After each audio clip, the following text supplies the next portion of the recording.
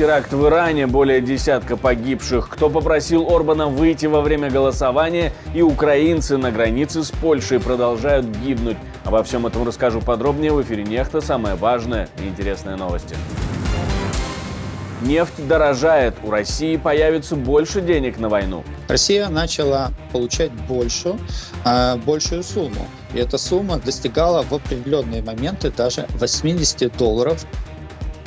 Финляндия снова закроет границы. Открытыми они простояли меньше суток. Что происходит там? Число мигрантов быстро росло, и это явление ускорялось быстрее, чем предполагалось. Белый дом услышал угрозы Путина и передал их в Конгресс. Теперь слово за ними. Вместо этого они отправляются домой на праздники, в то время как украинцы снова вступают в бой. Их ждут новые обстрелы, воздушные атаки, холодные темные ночи.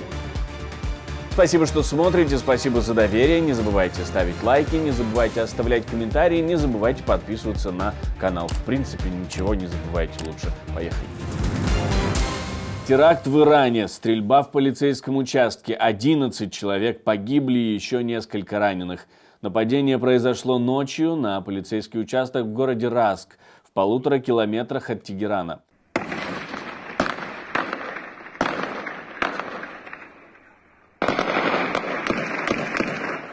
По национальному телевидению уже объявили, что ответственность на себя взяла группировка Джаиш аль-Адль.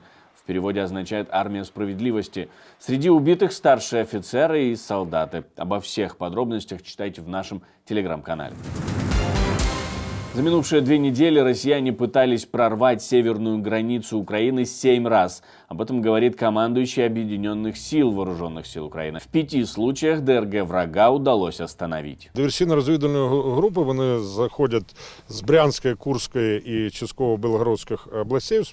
В районі Міропілець, Сумська область, диверсійно-розвідувальна група намагалася перетнути державний кордон України. За допомогою технічних засобів їх було своєчасно виявлено. Було нанесено вогневе ураження мінометами, артилерією і також зі стрілецької зброї. К другой части фронта. Через Мариуполь в Бердянск оккупанты перебрасывают технику. Об этом пишет советник мэра города в Телеграм и показывает видео. По меньшей мере 13 грузовиков из БК и 1 тягач с танком через Мариуполь на Бердянское направление. Доминирующая маркировка В в квадрате, обычно находящаяся на юге Донецкой и Запорожской областей. В восточной части Мариупольского района на границе с Новоазовским зафиксировано активное перемещение систем ПВО. Тоже из Мариуполя. Результаты вчерашнего попадания. Оккупанты обнародуют видео с последствиями. Говорят, никто не пострадал. Но есть нестыковка. Последствий пожара тоже нет. А по огромному количеству фото из Мариуполя сразу после попадания видно высокое пламя. Исчезло вместе с пострадавшими, наверное. Виктор Орбан демонстративно покинул зал во время голосования о начале переговоров с Украиной о вступлении в Европейский Союз. Но не просто так вышел, а сделал это по предложению немецкого канцлера Олафа Шольца. Об этом пишет издание «Политика». Если Орбан действительно не желает соглашаться на начало переговоров о расширении с Киевом, предположил канцлер Олаф Шольц, ему следует подумать о том, чтобы ненадолго покинуть комнату. Шольц адресовал эту рекомендацию венгерскому лидеру перед коллегами из ЕС, собравшимися за круглым столом переговоров на саммите лидеров в четверг.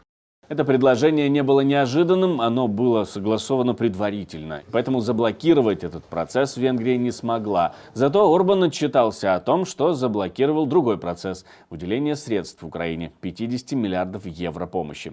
Это прекрасная возможность для Венгрии дать понять, что она должна получить все, что причитается, говорит он. Венгрия не несет никакой ответственности за это. Мы можем остановить этот процесс позже, и если потребуется, мы нажмем на тормоза, а окончательное решение будет принимать венгерский парламент. Это прекрасная возможность дать понять, что мы должны получить то, что принадлежит нам по праву. Не половину или четверть, а все целиком. Мы требуем справедливого обращения, и сейчас есть хороший шанс получить его. Кроме того, Орбан пообещал вернуться к вопросу средств на Европейском совете в следующем году, когда как следует подготовиться. Переговоры о выделении помощи Украине возобновятся в январе, пока в Венгрии и в России, скорее всего, будут праздновать победу. Также празднуют победу в Грузии, но по поводу присвоения стране статуса кандидата на вступление в ЕС. С большой гордостью и радостью поздравляю вас с историческим решением. Грузия стала страной-кандидатом на членство в ЕС. Поздравляю всех. Я хочу поздравить каждого гражданина с сегодняшним историческим днем. Это действительно победа для нашей страны и нашего народа. Белый дом призывает Конгресс не медлить с голосованием за дополнительную поддержку Украине. Джон Кирби указывает на новые угрозы от Путина и на неизменность целей. В частности, о словах Путина про то, что мир наступит только тогда, когда российские цели будут достигнуты. Я очень надеюсь, что республиканцы из Палаты представителей, которые месяцами держали в заложниках важнейшую помощь Украине, услышали послание Путина громко и ясно. Вместо этого они отправляются домой на праздники, в то время как украинцы снова вступают в бой. Их ждут новые обстрелы, воздушные атаки, холодные темные ночи.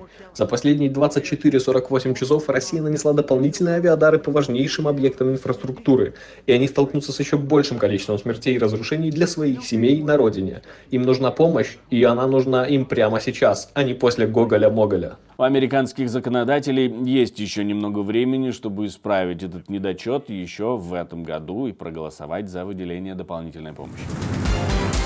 3 украинцев сбили на пограничном пункте Рава-Русская. Польский водитель автовоза сбил 3 украинских водителей на пешеходном переходе. Только недавно перевозчики с польской стороны сняли блокаду на этом пункте пропуска, и сейчас он открыт. Вместе с тем словацкие перевозчики тоже разблокируют КПП Вишня-Немецкая на неопределенный срок.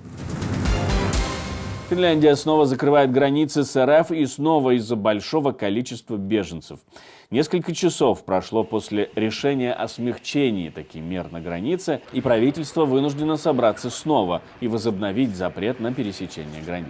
Мы можем констатировать, что незаконное проникновение на восточную границу Финляндии продолжалось. Число мигрантов быстро росло, и это явление ускорялось быстрее, чем предполагалось. Несколько десятков человек уже прибыли в Финляндию через пограничные переходы Ваалима и Ниерала в первой половине дня. Правительство было готово к тому, что ситуация может ухудшиться, и при объявлении предыдущего решения мы сказали, что отреагируем на сохранение этого явления закрытием пунктов пересечения границы. Как только Финляндия открыла 2 из 8 пограничных переходов, 36 человек попросили убежища. Теперь на месяц российско-финская граница снова закрыта. Цена на нефть продолжает расти. За последние несколько дней стоимость поднялась на 3% и действительно показывает тенденции к росту. Экономисты объясняют это ослаблением доллара, который логично поднимает интерес держателей других валют в сырьевых товарах. Предыдущее падение, говорят экономисты, было вызвано опасениями касательно спроса. Что это все означает и как изменит ситуацию в мире и на войне? Европейские, не только европейские, зарубежные страны недостаточно влияли на компании, которые помогали России обходить санкции. Россия начала получать большую сумму. И эта сумма достигала в определенные моменты даже $80 при ценовом лимите в $60. И это помогло России, опять же, выстоять. После того, как уже несколько месяцев назад американцы и европейцы начали активно воздействовать на компании, которые нарушают санкции, вводить против них вторичные санкции, мы опять видим, что цена на нефть упала ниже $60. И опять у России проблемы. И опять у России уменьшение поступлений и опять невозможность нормально финансировать бюджет. Сейчас нефть марки Brent стоит $76.96 за баррель и продолжает расти. В России больше не будут печатать Бориса Акунина и Дмитрия Быкова. Так решили в издательстве АСТ, которое занималось публикацией авторов. Генеральный директор издательства Павел Гришков говорит, что публичные заявления писателей требуют правовой оценки, а пока выпуск и отгрузки книг возобновлены не будут. Сеть книжных магазинов «Читай город буквоед» тоже объявила, что приостанавливает продажи книг Бориса Акунина и Дмитрия Быкова. Непосредственное изъятие тиражей из полок займет определенное время. Решение обусловлено недавними высказываниями писателей, которые получили широкую огласку в СМИ. С нашей стороны направлен запрос в издательство независимым юристам на правовую оценку ситуации.